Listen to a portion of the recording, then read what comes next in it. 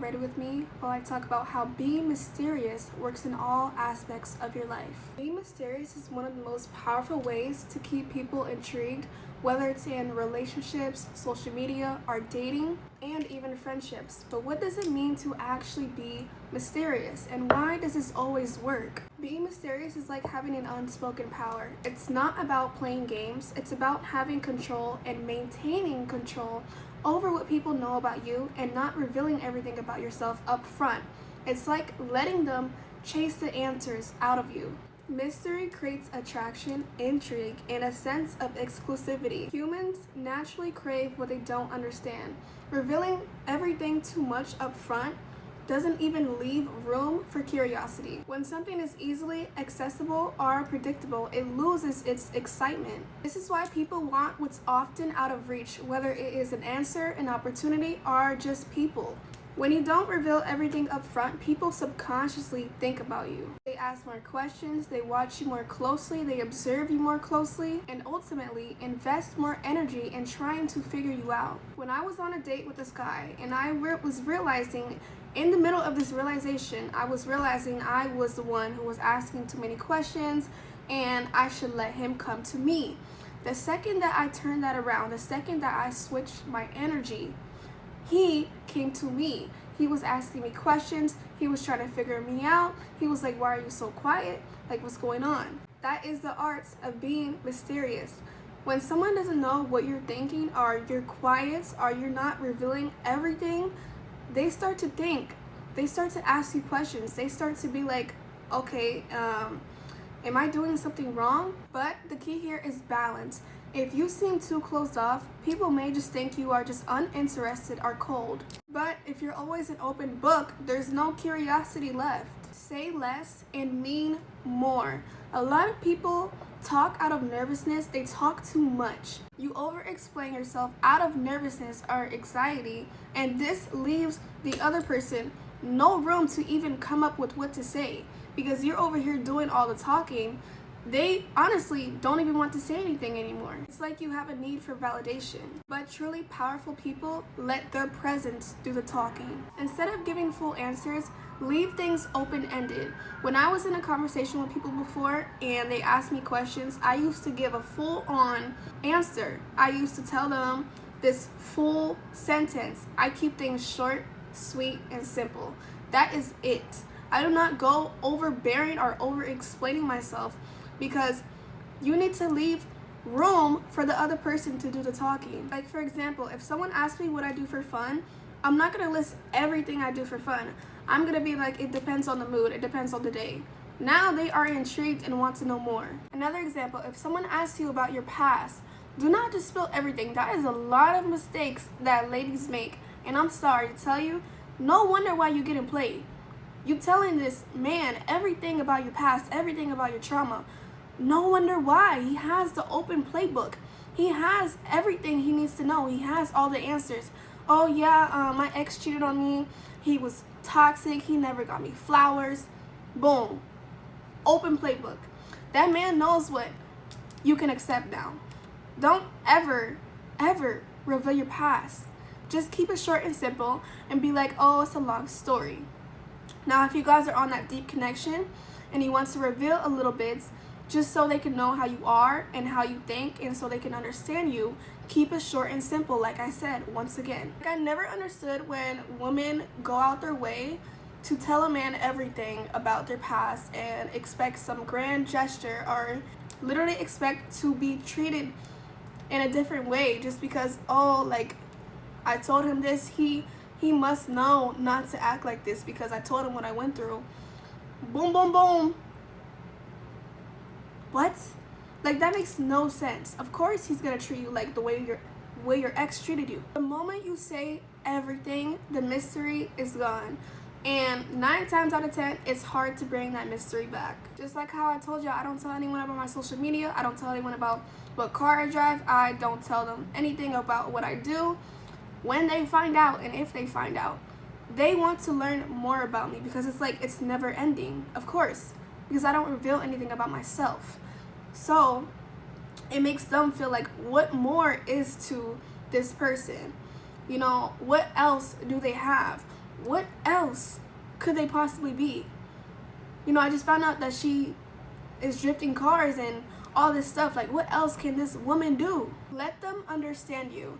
When someone doesn't fully understand you, they put in more effort into knowing you better. They naturally put in more effort. They analyze what you say, watch your social media more closely, and they keep coming back for more. Now, as someone who used to respond out of nervousness, I used to respond very quickly to people, and now I respond at my own pace. Let them sweat a little bit.